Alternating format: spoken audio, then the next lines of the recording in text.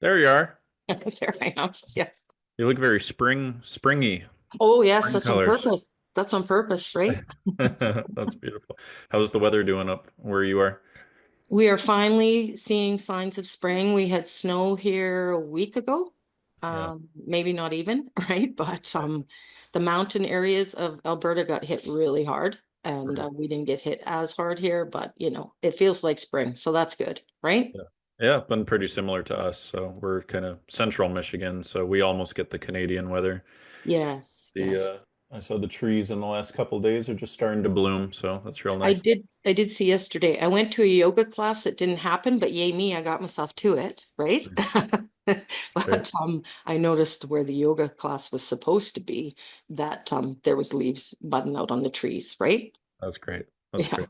Yeah. Well, it's fitting that we're doing this interview for you now that spring has sprung because it's kind of a new beginning for you, a new chapter of your life, which is really Yeah. cool.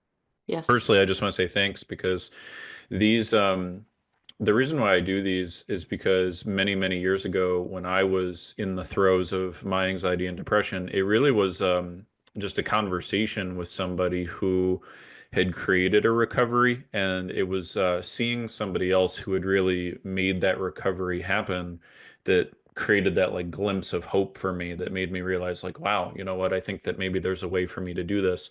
And we've found over the years that that's one of the most important things is people just need a role model. They need some kind of an example. They need somebody who's been in their shoes, who's had a similar set of experiences, and who can just kind of help them see what's really possible and give them a little advice to help speed up the journey. So it really means a lot, and you're going to be changing a lot of lives through just sharing a couple insights from the past couple months. So thank you very much for doing that. Thank you. We always like to start with, where were you at, right? So if you can kind of put yourself back into that state of mind that you were in prior to us working together, maybe if you can just kind of recap your mental health journey up until that point, and what kind of got you to the point of realizing, like, you know what, I really got to do something about this. I had struggled with anxiety and depression on and off through my life, probably from the time I was about 30. I mean, I'm almost 60 now. And I I wasn't a person who, when I was depressed, I would stay in bed. I Mhm. could get myself up out of bed, but still the depressive thoughts and the anxiety. I mean, I would tell myself, oh, I'm so anxious because I have to drive into the city for an appointment, right? All those kinds of things. And I had myself stuck that I didn't want to try new things because I was excuse making, right? And I realized that. And that was one of the biggest aha moments of doing the program was to stop telling myself those negative messages about I'm stuck and the I can't do, like I had been telling myself, I can't do this, I can't do that, when I seriously can do them, but I had convinced myself I couldn't. Yes. Yes. Yeah, I think that's a good learning moment for anybody listening because this is one of the counterintuitive things I've learned over my career is that we have such an innate desire to preserve our ego that we have a tendency to adopt a belief system that gives our power away, right? Where we basically say, I'm not the one in control, I'm not the one in charge. It's this thing out here that's keeping me from being able to do what I want to do and be who I want to be. So that's a really, really amazing thing you just shared. What were some of the things that were stacking up for you that you felt like you couldn't do? Like what was the anxiety keeping you from being able to experience?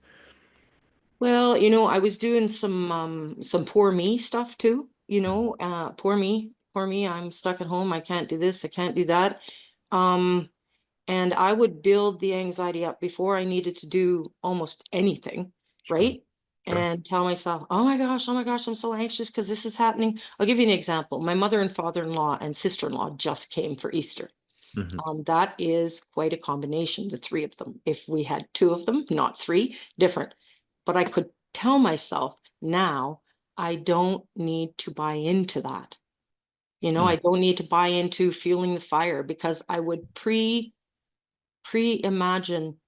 the catastrophic that was going to happen before it had even happened. And that was part of the anxiety, right? Sure, sure. Yep, Yeah. absolutely. Yeah, it sounds like that, and I think we'll loop back to this theme here shortly. You have become a lot more masterful at where you put your energy now. Where you allow your energy to go and where you strategically say, you know what, I'm not going to let myself get fish hooked and that kind of thing. So that's really cool. So, Absolutely. so back then you had a lot of I can'ts, you had a lot of poor me's going, and it sounds like you also had a lot of, and I kind of remember this from some of our early conversations, a lot of like knee-jerk reactivity to other people's behaviors as well. Is that right? Yes, Okay. yes. So it's putting a strain on your relationships too. Is that fair to say? Yeah, yeah, it really was. And part of that was my own unrealistic expectations. I mean, I came to realize that, because it's not really all about me. And it's not that I thought it was all about me, but maybe part of me did. Right. Well, and that's it's subconscious. Almost Hmm. everything Hmm. that we're doing is subconscious. We don't even know why we're having these knee-jerk reactions. That's what makes it so frustrating. Like we know that we're having these compulsive automatic patterns that are destroying the relationships and, making ourselves stuck. We know it doesn't make any sense, but we don't Yeah, really know how to stop it because we don't really have a good way to pinpoint where the thing is. And that's what people don't realize is it's subconscious, as in you're not aware of what it is that's really driving you. So much of the work, as you probably saw too, is just like taking what you were unaware of, letting yourself become aware of it, and then being able to now consciously choose something different. So that's a big thing. Before we shift into some of the big learning things and things that made change possible, from what I recall as well, the anxiety had kind of stacked up over the course of several years, kind of to the point where um, it seemed like your life had kind of been shrinking in a sense, right? Like you had kind of gotten more and more into a comfort zone. Can you talk a little bit about that trajectory? And because I think so many people can relate to that. yeah, I think I had settled on what my life was going to be, and not that my life isn't good, because it is. It's great now. It was good before, but I had settled on what my life was going to be. And my life was staying home, doing housework, going out and doing chores, but things that didn't enrich my life. Hmm. And I just decided to live life differently, put priorities for myself in place. And I still have those other things that I do. I mean, I'm still primarily the housewife and all of those kinds of things, but just to say, to get back to telling myself I'm worth it. Yes. I'm worth more than what I was telling Yeah. myself I was worth. Yeah. And that's part of my regaining better self-esteem. Good for you. Good for Yeah. you. That really warms my heart. I think that's why so many people settle for less than they really deserve. I think it's usually two main things. They're either uncertain, which is really to say that they're just afraid of trying something and failing. They're afraid of putting themselves out there, making a risk. You know, whether it's I had a woman recently who also did an interview, beautiful soul. Her name was Karen, also different Karen, but she hadn't dated for 20 some odd years, she was afraid of putting herself out there and taking that risk. So sometimes I think it's the fear of the unknown. And Mhm. then, along with that is people just don't really know how to change it. And then the other part is what you just said, we believe that we're not worth it. Subconsciously, of course, we don't say that out loud to ourselves, but part of us believes, yeah, I just don't really think I'm worth trying out for that new job or, elevating my relationship or reconnecting with my old friend or, whatever it is. Yeah. So, Yeah. yeah. Yeah. Cool. Yeah. Okay. So, and then you'd been dealing with this for a long time. And one thing that we've started to educate people on, and it's been a big eye opener for people, is, when I first started in my career, I knew that therapy and medication didn't really cut it for me. And I knew there was some portion of people where they'd gotten value from it, but it hadn't really, gotten them the full result that they were after. And now there's medical research that's now coming out that's actually proving that the majority of people don't find medication certainly to be like a very lasting solution. The most recent studies out of, I think the NHS just confirmed that less than 25% find that medication is sufficient. And then only about 50% of people are getting sufficiently good results with, like traditional therapy, counseling, and things like that. But a lot of times people get in this idea that there's something wrong with them or that they're just broken, that there's just no way that they're ever going to be able to get things fixed because they've tried the traditional stuff and it just didn't quite work for them. So, what was your kind of experience? Like, what did you tried before, and what was kind of your experience? I had done CBT therapy. I had done DBT therapy. I have gone to traditional therapists and counselors. I do take antidepressants. I mean, I had taken them before, but I was kind of like that person saying, oh, they don't do anything, so I'm just going to stop taking them. But I Right. know now that that is part of my plan. That's part of what helps me manage my health conditions, I guess is what I'll call them. But I mean, I did meditation, I did yoga, I did those kinds of things, I did journaling, but I didn't totally commit to them. And I think that was not I think, I know that was the difference, Ty, for me with this master's program, is Hmm. I chose to commit. Hmm. I Good. chose to commit. And I do have a therapist, and I actually just saw him this week. His name is Jeremy, but he has said to me, and I mean, it's different in Canada than it is in the States. We don't always have to pay out of pocket for therapy.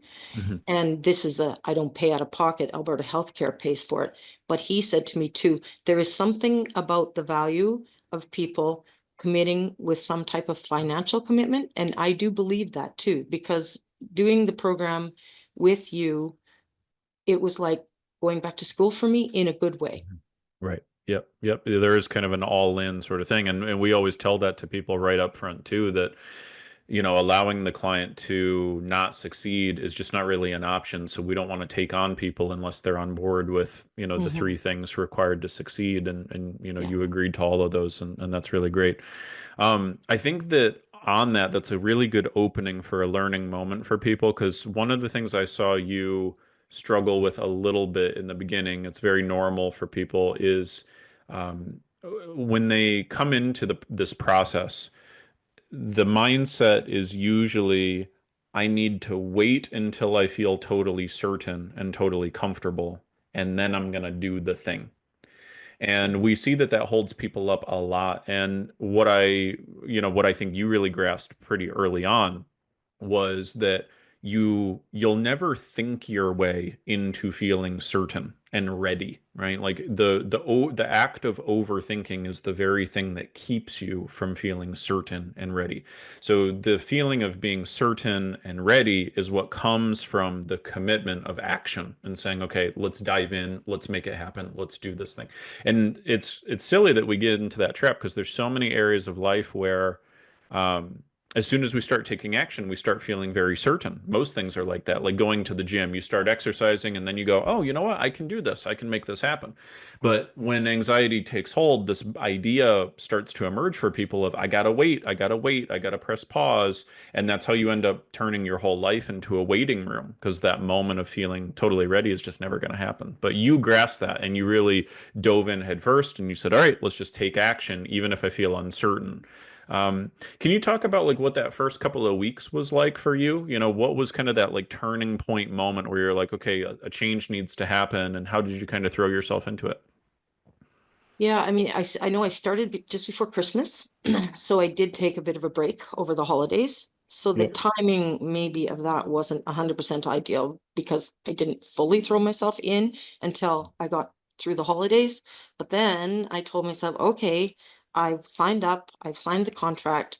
It's time to move forward and get busy and really do the work. I had done some of it like before my kids came at Christmas. I have adult kids, right? But before my kids came at Christmas and shared some of it with them.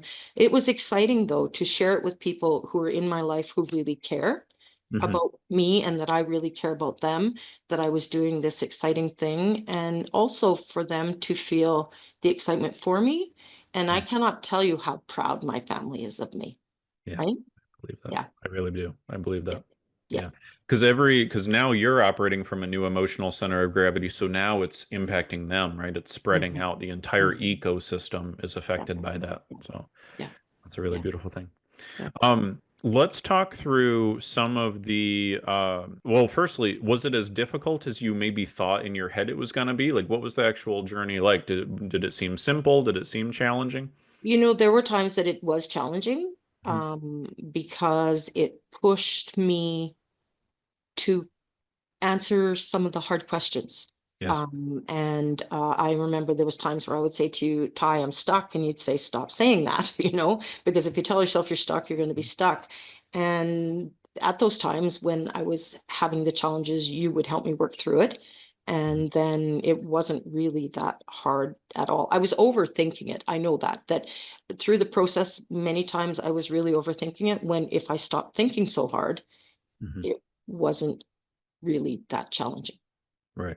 Well, one of the things I remember having to remind you of, and I said that one of our final calls, I reminded you as well, is that you seemed to have been comparing yourself to this mental ideal of how you thought you had to be, almost like it was an exam or a test or Yeah. some kind of a performance. And I think this is another thing that keeps people from doing the things that would elevate their quality of life is they think that if I'm not going to do it perfectly, I shouldn't do it at all.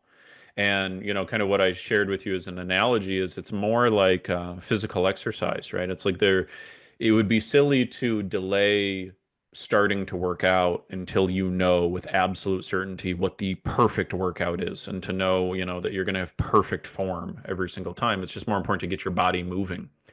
So Well, you and started doing things. Yeah, go ahead. yeah, you would say to me, it's not about doing it right or wrong. Hmm. There is no correct, there's no incorrect. It's about doing it, about Right. working yourself through the process. And I mean, some of it was a process, Yep. right? Working through the process and moving forward. I mean, that was the thing. I was a little bit stuck on the past stuff, maybe in the program, the past stuff I hadn't totally completed because I was in that school mentality, right? Right.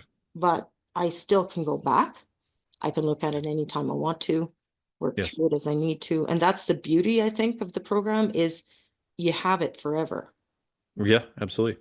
Yeah. And yeah, and that way it's designed to be a system for you. Hmm. So let's talk through a couple of the key like highlights for you. So, you clearly got some value in the past from medication. You've gotten some value from therapy, as most people do, right? And they get some value from that. How did, as you went through the process, feel a little different, or what felt different or new in some sense for you? Well, what felt different and new is I actually wrote many, I'm not going to call them affirmations, but many of the things on my bathroom mirror, like what was important to me, my, I can't even remember what they're called, but my life map. And I put my original life map and then I would put my revised life map, all those little notes. I mean, I wrote the triad. I mean, I have rumble strip things everywhere. I had them in my pant pocket, just Mhm. those things that would remind me when I was going back to old choices and old behaviors to pull out the material and have it accessible. I mean, I put one of the wallpapers of the rumble strips on my phone so I could have it accessible all the time. And I think another key role for me was I shared a lot about the program, not the details, because I want other people to sign up for the program, but about how the work was and the things I was doing. And, that inspired me to work harder, I think, Mhm. right? Mhm. In me sharing my journey. I can't remember what it is, Ty, and you'll help me, but the interrupt something replace, that was very important to me too. Yeah, I think that's a good little moment for people listening too. So there's kind of three key things. We call it identify, interrupt, and replace. And so a lot of these things that Karen is mentioning here are um, we are really diligent in our company at helping people understand that there are only a certain number of thoughts and beliefs that create anxiety. And so, we systematically help the client, in Karen's case, obviously help her identify like, hey, these are the underlying subconscious beliefs that are causing you the anxiety. This is what we now need to replace that with. And then a lot of these little mechanisms and strategies she's referring to were conditioning techniques. So basically, over the course of 2 or 3 months, and I'm curious to have you expound on this too, Karen, from your perspective, but we kind of get the mind to decrease the amount of time it goes into the old thought process and to increase the amount of time and the automatic tendency to start thinking the way that we want it to think. It's more of a conditioning based process. Right. What was that experience like for you? Um, the reconditioning my brain to go from thinking about old things to new things. Hmm. Um, Actually, it was quite easy once I sort of could flip the switch. Yeah. Um, and not that I was a me person, it was all about me and not that I wanted people to be reaching to me. But when I flipped that switch and I decided I was going to reach out to the world, do things in my community more, all those kinds of things, it enriches my life because more variety, but it enriches other people's lives too. And it's not that I didn't already know that. That's kind of my personality anyway. I wasn't practicing it. Right. Right. And getting back into that where it's outside of me and there's less attention on me makes me feel better, Yes. That's if that beautiful. makes sense. Yep. Yep. Absolutely. And I'm so glad you brought that up because I wanted to ask you about that. And before we move into that, I want to just for the people listening to understand that the big kind of one of the big missing ingredients that people tend to have is that with medication therapy and all these other things, journaling, things like that, all add value. All of those add value. But for a portion of the population, they run into this roadblock where they feel kind of like they're playing whack-a-mole in their head all the time. Like it's almost like everything that they're doing is just to try to like get through the day, to try to like get the thoughts down, to try to mitigate and respond to the anxious thoughts. And so, one of the key things we always emphasize is to not just rely on coping mechanisms, but to start getting customized conditioning mechanisms that your nervous system responds to. And so, that was one of the big things that helped Karen get from where she was before to where she is now. So, she's got a much more well rounded approach now for the mental health. On top of that, you just brought it up, and I think this will be a good segue towards kind of the end for us today. You beforehand, right? Your mind was so focused on anxiety, my mental health, right? Your focus was much more inward, and a big thing that we help you do is learn how to like design your life, right? Like, how do you really want your life to be? Can you talk about like the contrast to there? Like, what was life like before? Where was your focus going? What did your day-to-day life look like? And then how did you kind of decide and design what you really want it to be and what is it shaping up to be now? Well, my life was kind of boring, felt a little melancholy, Sure, sure. because I spent too much time at home indoors and not enough time outdoors. I mean, the outdoor time was just doing errands. That's not very enriching. So, well, for me, it wasn't very enriching. Um, but I just yeah, since I found other avenues for me to like volunteer within my community and those kinds of things, it just, yeah, it just makes you feel good because I'm doing it for myself, but I'm Mhm. also doing it for others, right? This afternoon, when I'm done on the call, I'm going to volunteer at the thrift store, Nice. for 3 hours, and I do it a couple of times a month, but I like it. I've redeveloped an identity, right? Because Mhm. I felt I had kind of lost who I was, right? Yes. I was just Karen who lives in my city, right? But I've redeveloped an identity because I'm a person that's out within my community, and that's so important, right? The other thing I want to say, because I think it'll be important to you, Ty, and it's because of you, I do not say to myself anymore, I have anxiety. I Yeah. say, no, you don't. And I do not say to myself, I am depressed. I say, no, you aren't. Because if I feel those feelings and I tell myself those identities, then I'm going to buy into it. And I'm not willing to do that. Good for you. That's Yeah. amazing. Good for you, Karen. That's great. Thanks. Let me ask you just two final questions. So the first one is you mentioned your family, being so proud of you. So as you were going through these changes, did you notice any changes taking place in the people around you as well? And just tell me a little bit more about the impact on your, maybe your relationship with your partner and just your overall family. Yeah, I feel like probably my family, my immediate family, my brother and my sister-in-law who live in the same city as me, have noticed a significant difference in, I'm lighter, Hmm. Yeah. I'm lighter, and my relationship with my partner has improved significantly, I would say. And part of that is too learning to communicate better. And even though he hasn't necessarily done work, Hmm. I've done work. And then it's affected how we communicate together. I mean, even things as simple as me deciding I'm going to say for myself, I will not tolerate whatever, Right. like Right. if something is said to me, I'll say in a kind way, I'm not going to tolerate that, you Right. know, Right. um, Yep. because I wouldn't expect them to tolerate it from me. Yep. And I'm not going to tolerate it from them. But I mean, overall, I think my family would say I'm lighter, you Yes. know, Yes. not as intense. I was pretty intense personality, right? And I still am, but in a good way, but more relaxed, right? Yeah. Yeah. That's beautiful. Well, and that creates a lightness in them too, right? Because Mm. when someone that we love is in pain or has a tension going on in them, it creates a tension in us, right? And it's like it becomes something that we're occupied with to some degree. So, The um, other thing that I think might be valuable for other clients is the thing I stopped doing was thinking so much about my health deficits, right?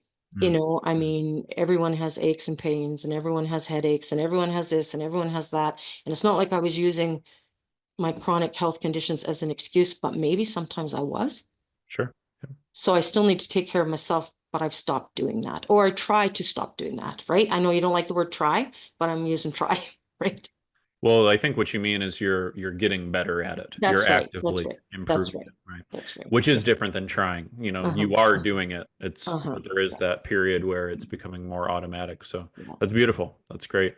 Thanks. So glad to hear that. So I think that that's a really beautiful thing to see. And I think one little point to double click on, you said you used this little belief structure that we give to you of I will not tolerate XYZ. So one of the things we talk about towards the end of the program is about raising your standards, right? And it's a key learning moment for anybody listening.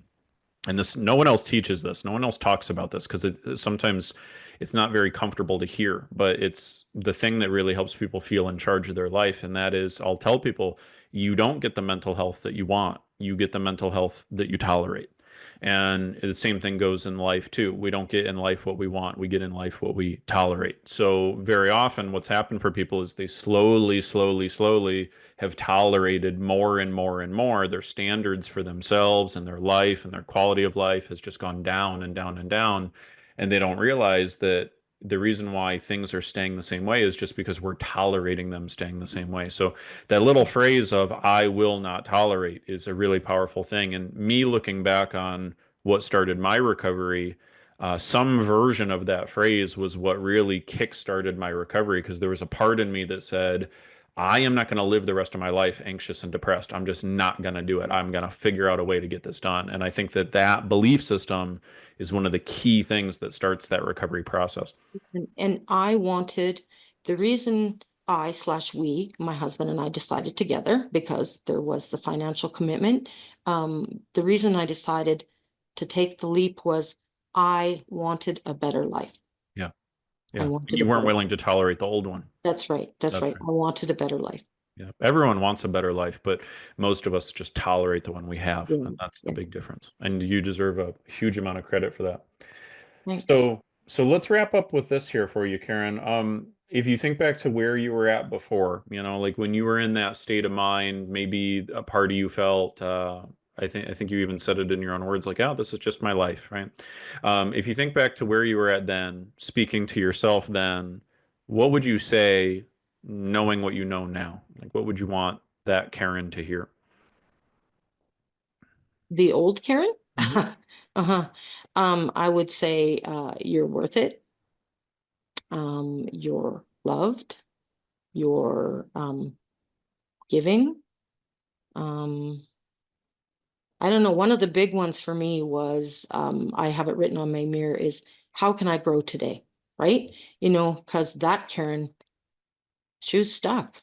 She Mhm. wasn't growing, she just was satisfied with the life that she was living. And then she decided she wasn't satisfied with that anymore. And now I feel like, yeah, I feel like there's hope and more than hope. And I don't think I had felt that for a long time. Yes. Yeah. Yes. Good Yeah. for you. Good. Well, Karen, it's been an absolute pleasure working with you. You're such a beautiful soul. You've got such a big heart. You care about everybody around you. Now you're not burdened by all of this, garbage that was clogging you up. So your spirit's just kind of radiating more freely. It's a really beautiful thing to see. So I'm so excited for the future for you. So excited for you, your family, your husband, your kids. It's just going to be a beautiful thing. So Excellent. congratulations. Thank you. Thank you. And thanks for spending some time with us today. The community is going to be greatly appreciative of it. Thank you. Thank you. Okay. All right, Karen, take care for now. See you soon. Bye-bye. Bye.